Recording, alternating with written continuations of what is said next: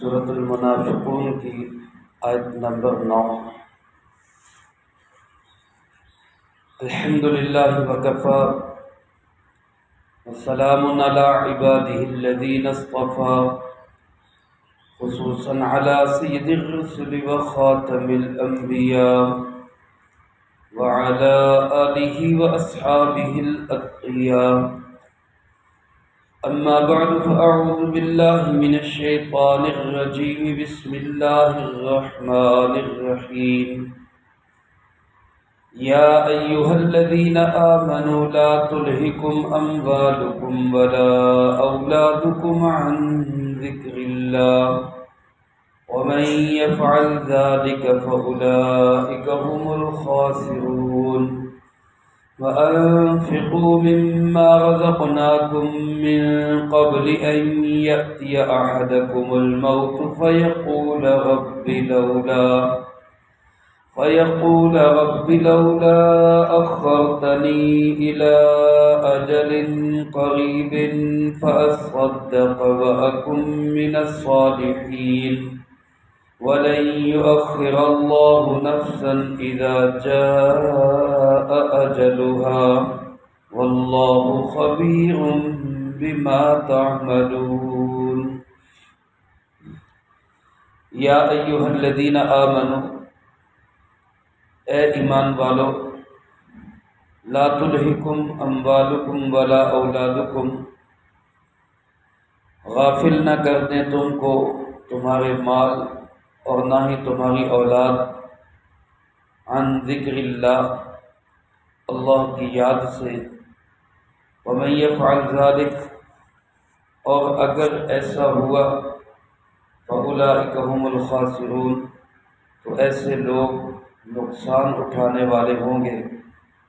وانفقوا مما رزقناکم من قبل، اور خرچ کرو اس میں سے جو ہم نے تمہیں رزق دیا اس سے پہلے، ان یأتی احدکم الموت، کہ تم میں سے کسی ایک کے پاس موت آئے، فیقول، اور وہ یوں کہے، رب لولا اخرتنی الی اجل قریب، اے میرے پروردگار، کیوں نہیں تو نے مجھے مہلت دی ایک قریب مدت تک کے لیے، فاصدق، کہ میں صدقہ کر سکوں، وَأَكُن مِّنَ الصَّالِحِينَ، اور میں نیک لوگوں میں سے بن سکوں، وَلَن يُؤَخِّرَ اللَّهُ نَفْسًا إِذَا جَاءَ أَجَلُهَا، اور ہرگز تاخیر نہیں کرتے اللہ رب العالمین کسی نفس کے لیے بھی جب اس کی موت کا وقت آ جاتا ہے۔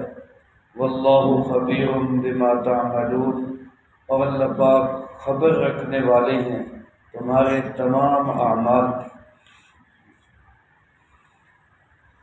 اس سے پہلے رکوع میں جو سورۃ منافقون کا پہلا رکوع تھا، اللہ رب العالمین نے منافقین کی منافقت کا پول کھولتے ہوئے ان کی دو باتوں کو خاص طور پہ بیان فرمایا۔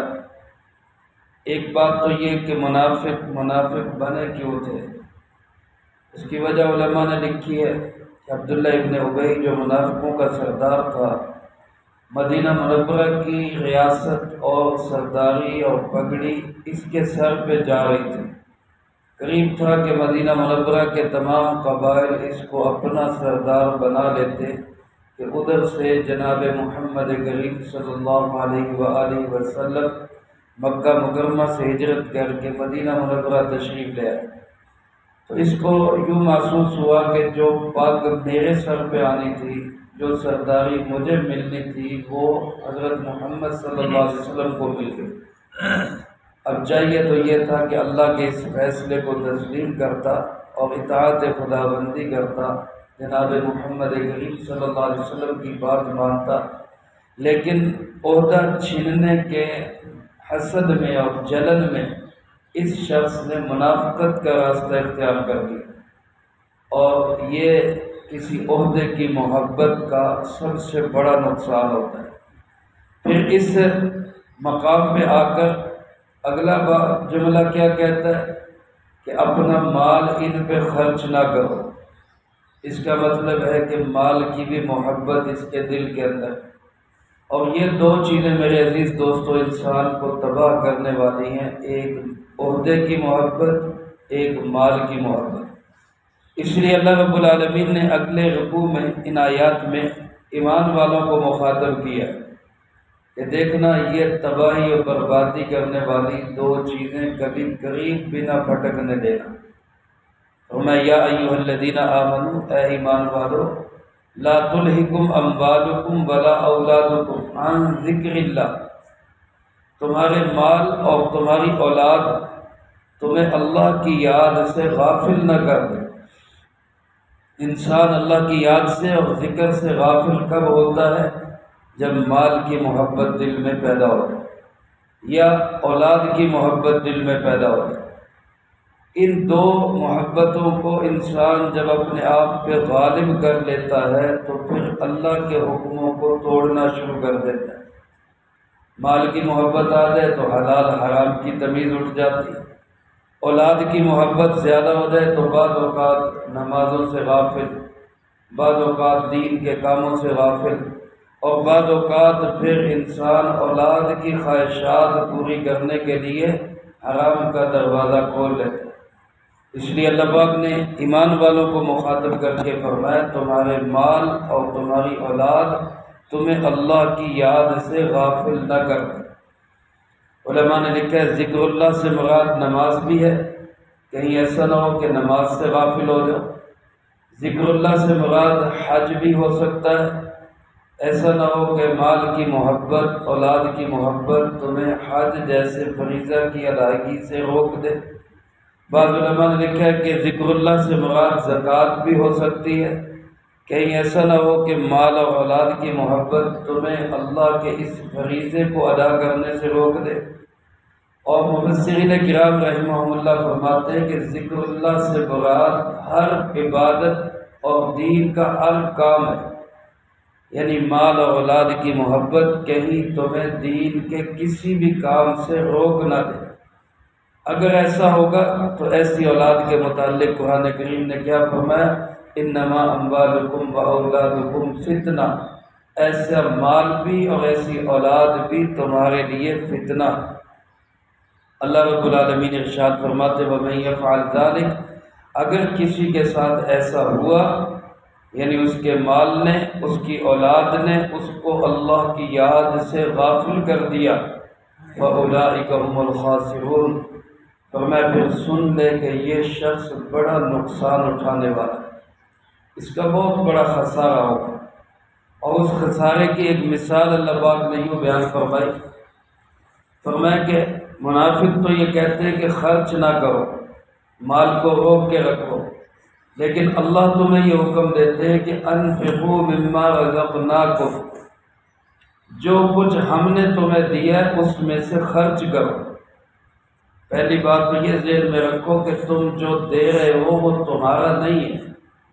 آج کوئی بھی انسان کچھ بھی خرچ کرتا ہے اللہ کی راہ میں تو وہ اپنا نہیں خرچ کر رہا، وہ کس کا دیا ہوا خرچ کر رہے ہیں؟ اللہ کا دیا۔ تو میں خرچ کرو اس میں سے جو ہم نے تمہیں دیا، ما رزقناکم، اور کب تک؟ میں من قبل ان یأتی احدکم الموت، اس سے پہلے کہ تمہارے پاس موت آ جائے۔ موت کے آنے سے پہلے پہلے مال کو، اللہ کے دیے ہوئے مال کو خرچ کرو، ورنہ کیا ہوگا؟ فرمایا جب موت آئے گی تو کہے گا رب لولا اخرتنی الی اجل قریب، اے میرے پروردگار تو نے مجھے تھوڑی دیر کی مہلت کیوں نہیں دے دی، تھوڑا سا وقت مجھے مل جاتا، فاصدق، میں صدقہ بھی کرتا، وَأَكُن مِّنَ الصَّالِحِينَ، اور نیک بھی بن جاتا۔ اللہ تو نے مجھے مہلت کیوں نہیں دے دی؟ اللہ پاک فرماتے کہ اس وقت کے آنے سے پہلے پہلے تم خرچ کر۔ حضرت عبداللہ ابن عباس رضی اللہ تعالیٰ عنہ جناب نبی پاک صلی اللہ علیہ وسلم کے جداد بھائی بھی، آپ کے شاگرد بھی، آپ کی خاص خدمات کی وجہ سے اللہ کے محبوب صلی اللہ علیہ وسلم نے ان کو دعا دی کہ اللہ ان کو قرآن کا علم عطا فرما۔ صحابہ میں رئیس المفسرین سمجھے جاتے، تمام مفسرین کے سردار۔ ایک مجلس میں بیان فرما رہے، وہ فرمانے لگے کہ جس شخص کے پاس مال ہو اور وہ حج نہ کرے، اور جس شخص کے پاس مال ہو اور وہ زکوٰۃ ادا نہ کرے، اس کی حالت موت کے وقت یہی حالت ہوگی کہ وہ موت سے پناہ مانگے گا۔ وہ کہے گا کہ یا اللہ تو مجھے موت سے بچا، مجھے مہلت دے، مجھے جو ہے وہ اور نیک اعمال کرنے کا وقت دے دے۔ حالانکہ موت تو ایک تحفہ ہے، الموت تحفۃ المؤمن، موت مومن کا تحفہ ہے۔ اور فرمایا الموت جسر یوصل الحبیب الی الحبیب، موت تو ایک پل ہے جو محبت کرنے والے کو اللہ سے ملاتا ہے۔ تو مومن تو موت سے محبت کرتا ہے، تو موت سے بھاگے گا کون؟ فرمایا جو حج فرض ہو حج ادا نہ کرے، زکوٰۃ فرض ہو زکوٰۃ فرض ادا نہ کرے۔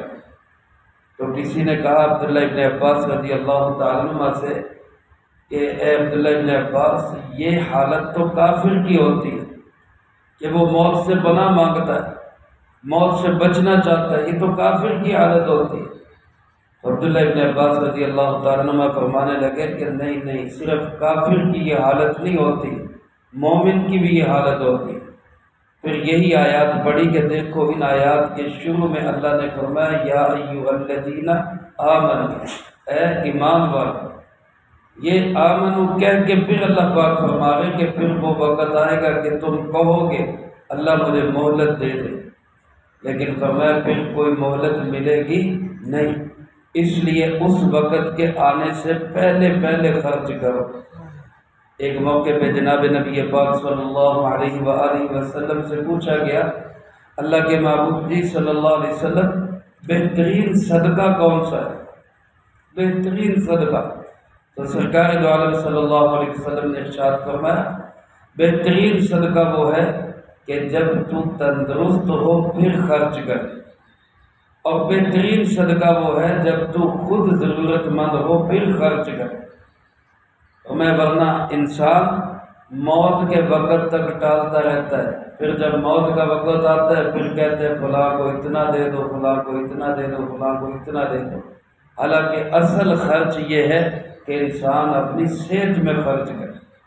بندہ بیمار ہوتا ہے تو کہتا ہے یار میری طرف سے صدقہ دے دو، کہ فلاں جگہ بکرا دے دو، فلاں جگہ مرغی دے دو۔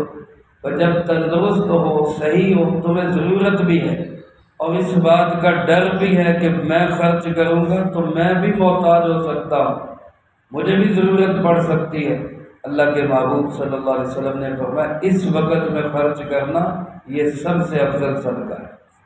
فرمایا ورنہ موت کے وقت تو انسان کیا کہے گا، اللہ تو مجھے مہلت دے دیتا، میں بھی صدقہ کر لیتا اور میں بھی نیک لوگوں میں سے ہو۔ اب موت تو میرے بھائی سر پہ کھڑی ہے، اب وقت ہے اللہ کی راہ میں خرچ کرے۔ منافق کا کام ہوتا ہے مال کو روک کے رکھتا ہے کہ کل کو میرے کام آئے گا۔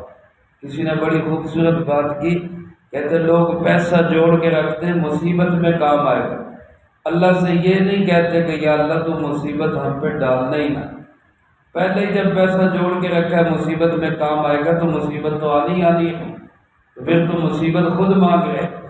اس لیے اس کو جو ہے وہ جوڑنے کی چیز نہیں ہے، یہ خرچ کرنے کی چیز، اور جتنا بندہ اللہ کی راہ میں خرچ کرتا ہے اللہ اس میں اتنا ہی اضافہ کرتا ہے۔ تو میں اگر تم خرچ نہیں کرو گے تو موت کا وقت آئے گا اور پھر تم تمنا کرو گے کہ کاش مجھے مہلت مل جاتی، میں صدقہ کر لیتا، میں نیک لوگوں میں سے ہو جاتا، لیکن اللہ فرماتے وَلَن يُؤَخِّرَ اللَّهُ نَفْسًا اذا جاء اجلها، جب کسی نفس کی موت آ جاتی ہے، کسی جان کو قبض کرنے کا وقت آ جاتا ہے، کسی انسان کی روح نکلنے کا وقت آ جاتا ہے، تو پھر اللہ ایک گھڑی کی بھی مہلت نہیں دیتے، ایک لمحے کی بھی تاخیر نہیں ہوتی۔ جب موت کا وقت آتا ہے نہ تو ایک سیکنڈ آگے بڑھ سکتا ہے نہ ایک سیکنڈ پیچھے ہٹ سکتا ہے، بالکل اس وقت میں جو انسان کی موت کا وقت طے ہو چکا، ہم سب کی موت کا وقت طے ہو چکا، اور پتہ نہیں کب آ جائے گا۔